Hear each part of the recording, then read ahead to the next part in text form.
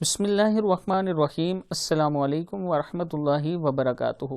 عابد راجی channel کی طرف سے آج میں اپنے دوستوں کو بہت ہی پیاری دعا پڑھنا سکھاؤں گا۔ اس کے بارے میں رسول اللہ صلی اللہ علیہ وسلم نے فرمایا کہ یہ کلمات پڑھیں، اس سے آپ کے گناہ بخش دیے جائیں گے۔ اس سے پہلے میں اپنے تمام دوستوں سے گزارش کروں گا کہ اگر میرے چینل عابد راجہ کو آپ نے ابھی تک سبسکرائب نہیں کیا تو ضرور کر لیں تاکہ ڈیلی آپ تک اچھی ویڈیو پہنچ سکیں۔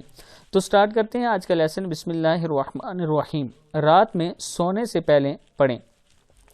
رسول اللہ صلی اللہ علیہ وسلم نے فرمایا جو شخص بستر پر جاتے وقت 3 بار یہ کلمات پڑھے تو اس کے گناہ بخش دیے جاتے ہیں، اگرچہ سمندر کی جاگ کے برابر ہوں یا ریت کے ٹھیلے یا درخت کے پتوں کے برابر یا ایام دنیا کے برابر ہوں۔ دعا کیا ہے؟ بسم اللہ الرحمن الرحیم۔ استغفر اللہ العظیم الذی لا الہ الا هو الحی القیوم واتوب الیہ۔